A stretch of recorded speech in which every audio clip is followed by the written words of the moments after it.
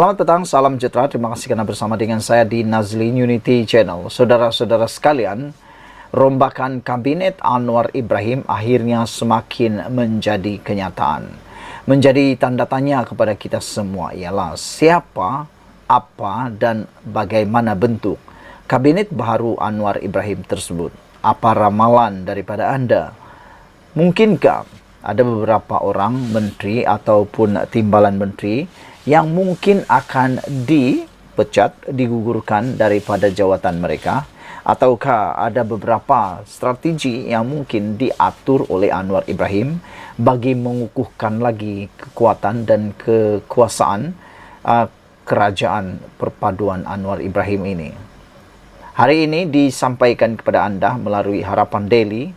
Ini keputusan dan pengamatan ramalan para penganalisis politik yang ada di Malaysia berkaitan dengan kabinet Anwar Ibrahim. Menurut penganalisis, mereka meramalkan rombakan kabinet Anwar Ibrahim akan dibuat, dan lebih penting lagi mereka meramalkan amanah akan peroleh lebih banyak lagi jawatan. Dengan ini satu berita yang baik sebenarnya, kerana ia akan semakin mengukuhkan kerajaan perpaduan, bahkan akan lebih mengukuhkan parti amanah yang mana boleh menyaingi parti PAS.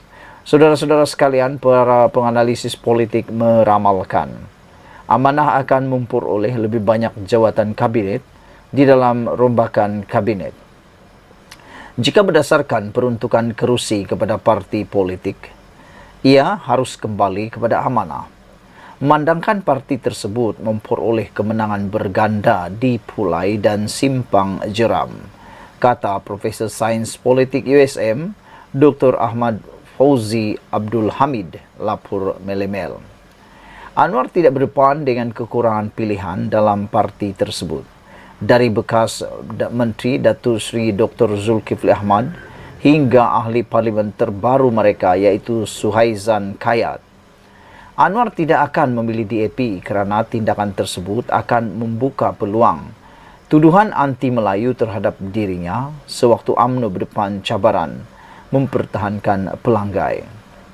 Tindakan menggantikan jawatan Salahuddin dengan ahli parlimen UMNO juga tidak sesuai, memandangkan prestasi UMNO yang teruk di dalam pilihan raya baru-baru ini, katanya merujuk kepada Datuk Salahuddin Ayub yang memegang portfolio perdagangan dalam negeri dan kos sara hidup sebelum meninggal dunia baru-baru ini.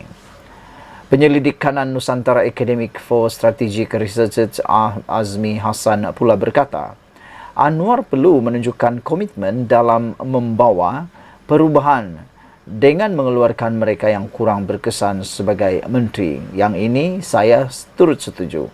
Mana-mana menteri atau mana-mana kabinet yang tidak menunjukkan komitmen yang baik atau tidak menunjukkan prestasi yang baik perlu dikeluarkan daripada kabinet Anwar Ibrahim.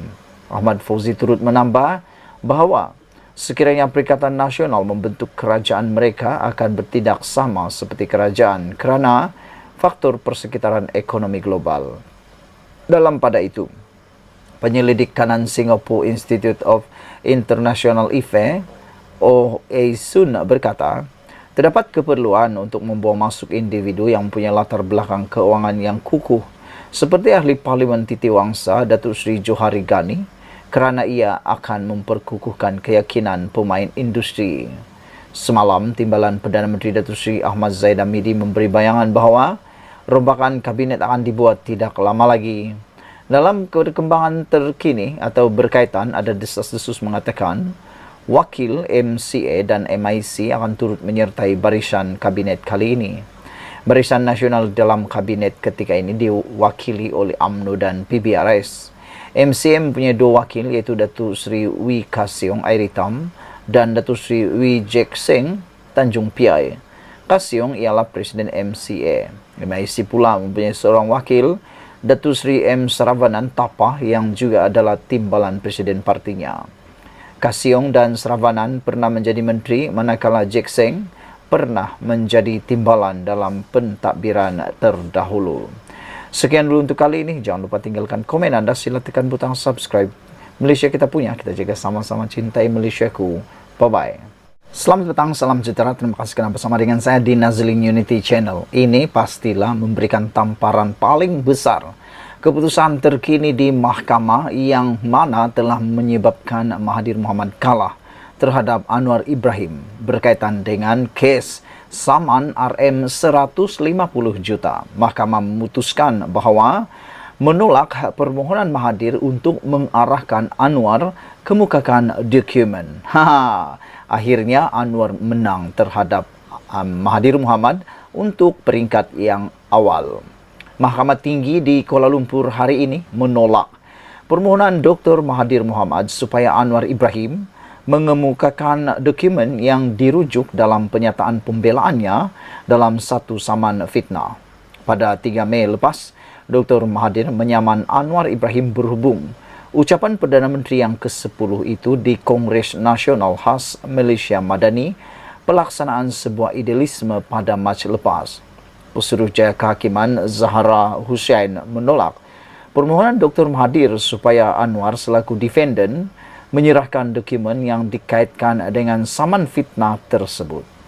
Peguam Alif Benjamin Suhaimi mewakili Anwar ketika dihubungi bernama berkata, permohonan Dr. Mahathir selaku pelanatif ditolak dengan kos RM2,000 oleh mahkamah dengan alasan dokumen diminta tidak dirujuk secara spesifik dalam penyataan pembelaan, terpindah dan apa dirujuk dalam pembelaan itu adalah peristiwa atau transaksi pada masa lalu.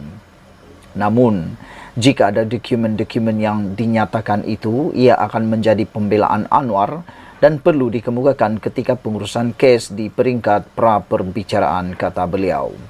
Mahkamah menetapkan 3 November ini untuk pengurusan kes bagi kedua-dua pihak memaklumkan permohonan interlokutori lain sekiranya ada, kata peguam itu. Sementara itu, Muhammad Rafiq Rashid Ali mewakili Dr. Mahathir yang mengesahkan keputusan hari ini berkata anak guamnya mahu Anwar antara lain mengemukakan dokumen-dokumen yang dirujuk beliau dalam penyataan pembelaan terpindah mengenai dakwaan isu menyelamatkan konsortium perkapalan berhad KPB oleh Petronas dan Perbandaran Perkapalan Antarabangsa Malaysia MISC pada tahun 1997. Dr. Mahathir yang juga bekas Perdana Menteri mendakwa pada 18 Mac lepas Anwar ketika menyampaikan ucapan pada Kongres berkenan di Stadium Melawati Shah Alam mengeluarkan beberapa kenyataan berbau fitnah bertujuan untuk menjatuhkan refundasi planatif. Menurut Dr. Mahathir, antaranya kenyataan kononnya planatif membolot harta untuk diberikan kepada anak-anak dan keluarganya, selain memberikan layanan khas atau mengutamakan individu-individu berpangkat tinggi.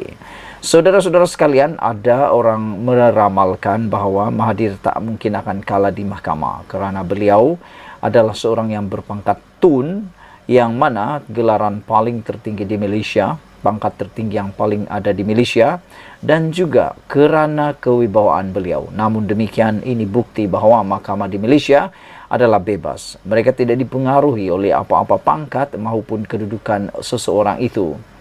Ini apabila diumumkan mahkamah dengan sah telah menolak permohonan Mahathir untuk mengarahkan Anwar mengemukakan dokumen.